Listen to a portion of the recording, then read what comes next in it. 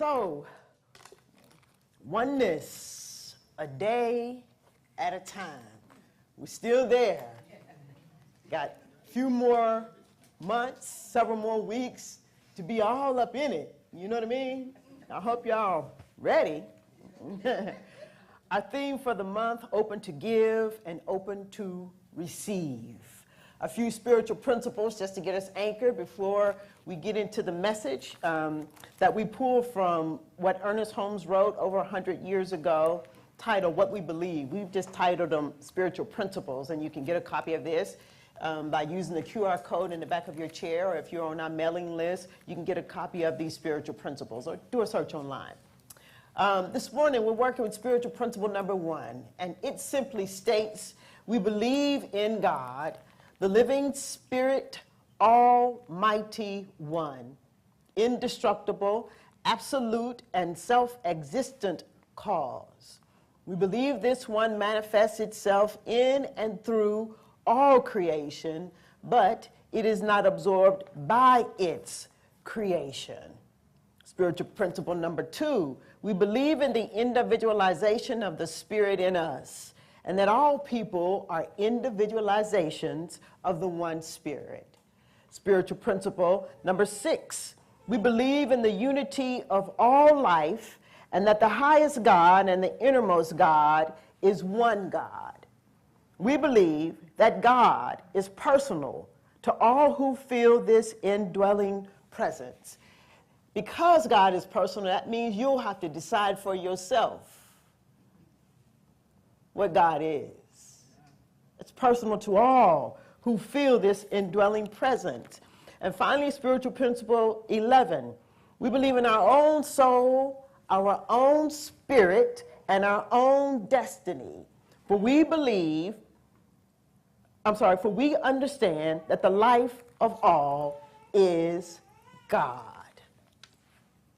Ernest Holmes says, who is the founder of Science of Mind, Science of Mind Religion, used to be religious science, in his book that we often use in our classes and refer to from a great amount of time, in the textbook in the reading titled The Sermon on the Mount, Ernest Holmes says that every one of us on that inner side of life, that means every one of us that's about that life, the inner life, every one of us has been and shall remain with the ineffable, where we may know that he or she is no longer with God, but one of God.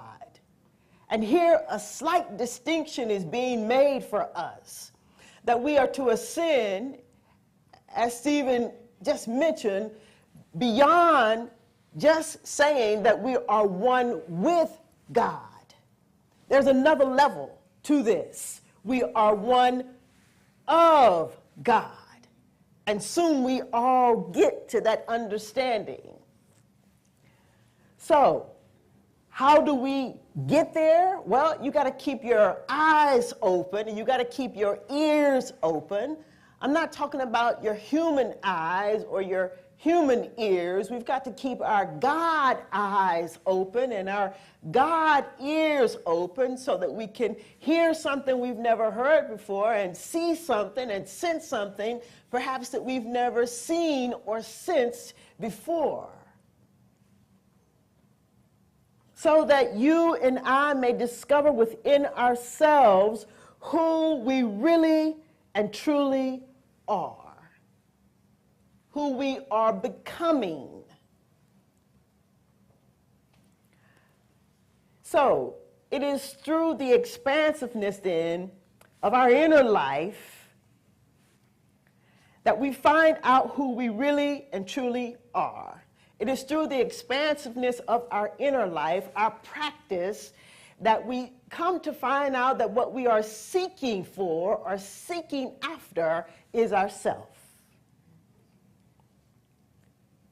There we get to examine then what we believe,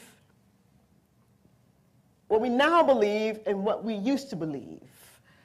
Mark Nepo calls it life on the edge. So let us take a moment then to examine what we used to believe. We used to believe that heaven was a place to get to. Now we know that it is a state of mind. It is a state of consciousness, a state of mind that one can come to rely on. And as long as we keep heaven in some far-off place to be experienced in some far-off time, there it shall remain. Ernest Holmes says that when the kingdom of God is perceived, and when the kingdom of heaven is perceived to be within, it will be experienced simultaneously, instantaneously, and in its entirety. Simultaneously, the moment we perceive within ourselves that we are one of God, that God and I are one, the moment we perceive that the kingdom of God is within, in that moment, simultaneously, instantaneously, and in its entirety, it'll be experienced. It will be experienced. So, our principles state we believe in our own soul and our own spirit and our own destiny, for we are one with the infinite. And Ricky Byers liked to say that nothing can exist outside of it. It's all. That's it. So, many of us then, we used to believe that something or someone outside of the infinite, someone or something outside of ourselves was responsible or is responsible for taking care of us. We used to believe that perhaps people could determine our fate in some way, that they could hire us and fire us, or that somehow, in some way, others had the final say-so in our lives. We used to believe that. And so, in Mark Nepo's book, The Book of Awakening, on page 370, he speaks to this a little bit in his reading titled, Life on the Edge. And it starts with a quote by St. Francis, "You are that which you are seeking." He goes on to say that when I feel lonely, my first thought is that you hold the key to my loneliness. When I feel confused, my first thought is that you, or someone neither of us knows, is more clear. If I can only find them and get to speak to them. When wanting respect, my first thought is that it is waiting on the other side of some mammoth achievement I must devote myself to. I try so hard to find what I need or want outside myself, certain it is waiting for me somewhere just over there. In the end, seeking only brings us to the edge of knowing ourselves. If we never look inward, we tend to become experts at the life on the edge, while seldom unlocking what all our seeking means. When we become masters at climbing, he says, we can become masters at climbing the mountains of the world instead of breaking trail to the center of our woundedness. We can become masters at driving fast cars through the night instead of moving through the dark corners of our minds. We can become masters at seducing strangers in the name of love instead of embracing the softer, less perfect aspects of who we are. Seeking in the world has always been a way to mirror to us where we need to work inwardly. But seeking danger outside has always been a way to divert the soul's cry for us to take a genuine risk inside. Always disturbed and deterred. And here he is saying that there's an opportunity for us to take a look, take a risk, take a look inside. And if you about that life, the inner life, you will take the risk. Fast cars, they come and go. Love, fleeting, you know what I mean? The inner life, eternal and everlasting. It's there, what we can find. So, if you're about that life, the inner life, you know that there can be no inner life that is not also the outer life. There's only one life. And it stems from the inner to the outer. So, we know then that it is the integrity of our inner life that precedes us. The time we spend in practice, the time we spend in meditation, the time we spend in contemplation, the time we spend in prayer, it is our inner life that precedes us. And so there's something to be said about our practice. It's rich, it's meaningful when we do, and when we take the deep dive and discover the pearls within us, we come to know then that what lies within us, we can rely on it.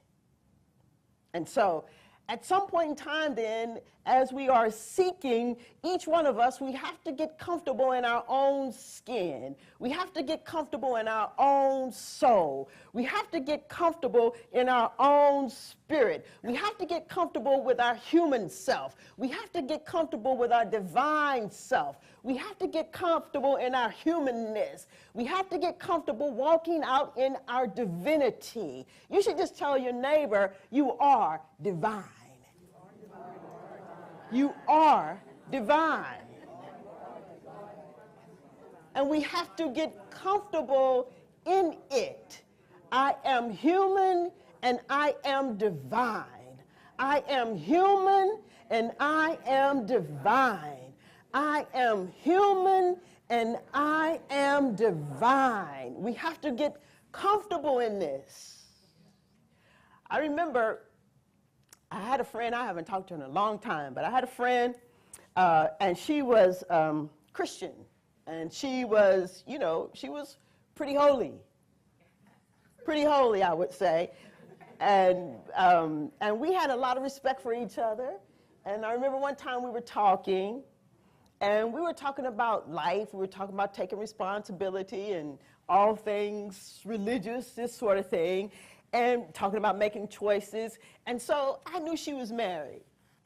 And I asked her, I said, so what about the choices and who makes the choices in your house? And she said, well, I mean, you know, quite frankly, rather matter-of-factly, the man makes the choices. Now, men, I don't mean no, I ain't trying to, listen, I done been in trouble too many times for saying stuff like this. So let me just say, I ain't trying to mess up nobody's nothing. Whatever you do it, however you do it, I'm cool with it. I'm just telling the story to make the point here. So, she said, the man makes the choices. And I said, oh, okay, please do. Say more. And she said, well, we discuss things. I thought, good. And she said, and I give my opinion, he gives his opinion, we talk about things, and then whatever decision is made, it's on him. And I thought, well, that's a lot of pressure to be putting on somebody who might not have been practicing, who might not have an inner life, who might not be in tune with their intuitive nature, who might not think that there is nothing personal and intimate and that is happening in his life that is there to lead, to guide, and direct. And then I thought, well, that's an easy way out for someone who claims, I didn't say it, but for someone who claims to be practicing. It's an easy way out, who claims to be about that life. So, y'all already know what it is. I've been saying this for a couple weeks now. We got to go deeper. We've got to go deeper, deeper into the truth that we know, that the kingdom of God is within, and that the kingdom of God is infinite. The kingdom of God is infinite. What's within you and what's within me is infinite. Infinite. And what you are seeking, it's within you and it's infinite. You should tell your neighbor, what you're seeking, it's within you and it's infinite. It's within you and it's infinite. Joel Goldsmith said that we should always look forward. The discoveries are always ahead of us and not behind us. Some new truth, some new revelation, some new idea. And if it's an old idea that suddenly is back in you are sitting with, it's new to you. Trust me when I tell you that. So that we should be looking forward to these new ideas, these new revelations, because the kingdom of God that is within is infinite and is ever seeking to express and be known through you and through me. So this can only be our experience, though, when we learn to embrace our divinity. I am human and I am divine. It is said that Jesus was asked over and over and over and over and over again, who are you? And he affirmed over and over and over and over again, I and my Father are one. I am the Son of God. Over and over and over and over again, who are you? Certainly an important question that we ask ourselves and each one of us gets to answer. I am human and I am divine. But I think that it's not just that we can answer the first question. What I've found in this teaching is that the first question is generally followed by a second question. So, and that is, who am I to be? Who am I to become? And there's where a lot of us dip out. There's where a lot of us, quite frankly, change our mind about all this. There's where, a lot of us at that time, we get confused about it. But it's quite simple. The second question is, who am I to be? Who am I to be? And as we go deeper and deeper and discover who we are, you can no longer be who you used to be. That's just the rules of the game. You can no longer be who you used to be. It is in our sacred and holy practice of visioning, and that is a practice where we suspend all of our humanness and have an opportunity to dip into our divinity and to be open and available to insight and revelation. And in part of it, part of the practice, we do ask, what is God's high and holy idea? And often that's followed by the second question, which is, who am I to be? Who am I to become? It is, this inner life is a momentous choice. Who am I to be in this moment? Be humble. Don't be arrogant. Be holy. Don't be holier than thou. Be open. Be creative. Don't be one who schemes. Be patient. be love, be humble, be holy, be open, be creative, be patient, be love, be honest. Don't be arrogant. Don't be holier than thou.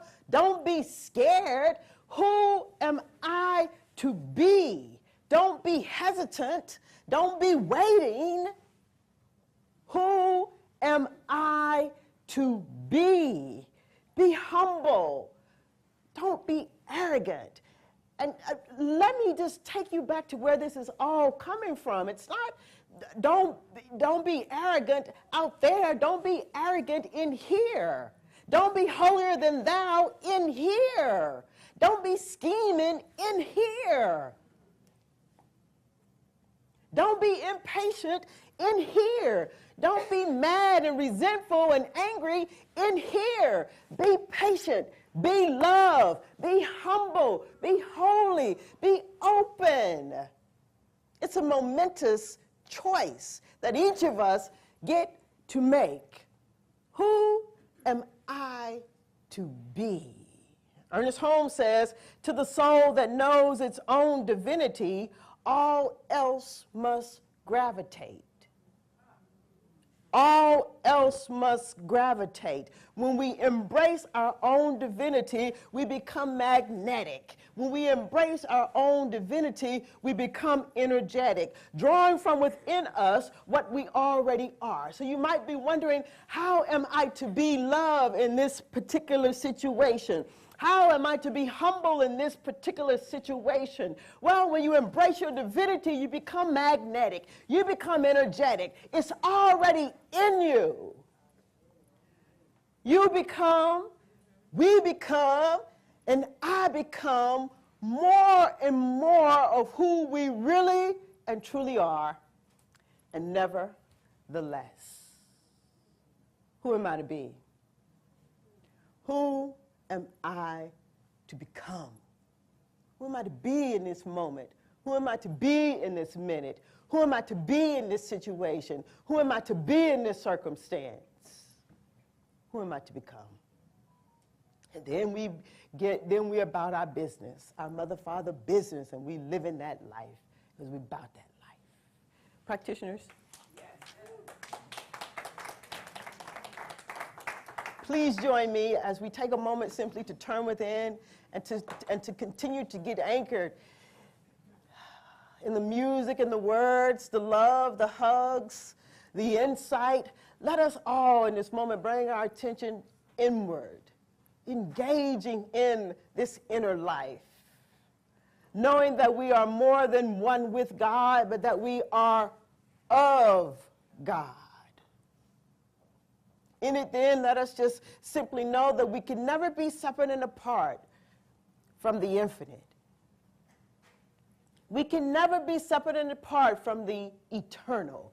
We can never be separate and apart from the intelligence. We can never be separate and apart from love. We can never be separate and apart from abundance. We can never be separate and apart the potentiality of becoming more and more of who we are, and nevertheless. Our oneness with God, our being one of God, is eternal and everlasting. And so from that place and that space then, let us speak our word this morning. Let me speak my word this morning, affirming for you as I affirm for myself. I am human and I am divine. I'm getting comfortable in my humanness and I'm getting comfortable in my divinity. When you see me, you see everything that is within me. You see everything that's seeking to be expressed in me. You see everything that I am seeking to become. You see everything that I am open and available to,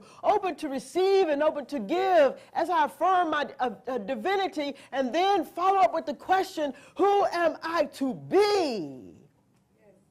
Let us be moved from within. Let us be humble. Let us be holy and not holier than thou. Let us be humble and not arrogant. Let us be patient. Let us be love. Let us be joy. Let us be who we really and truly are. And let us not be scared. Let us not be fearful. Let us not live in doubt.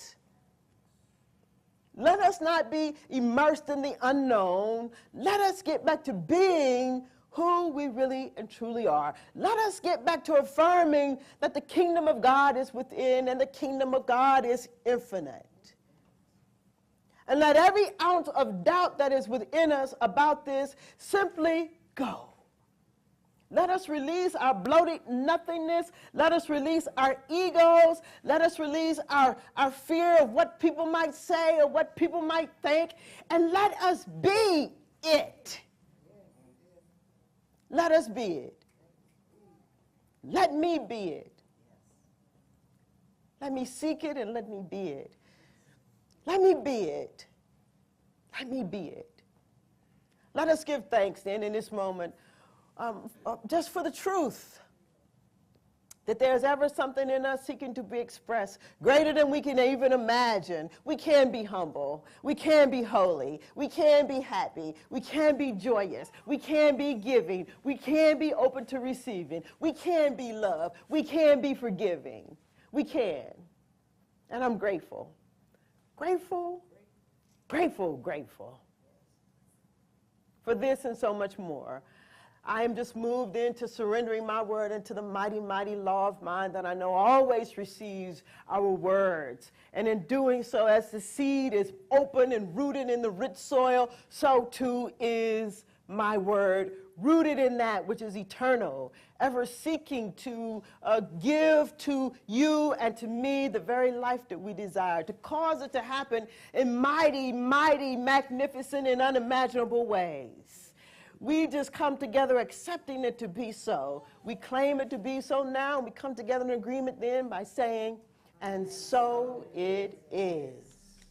And so as we journey on throughout our week, remember the momentous choice is before us, the inner life.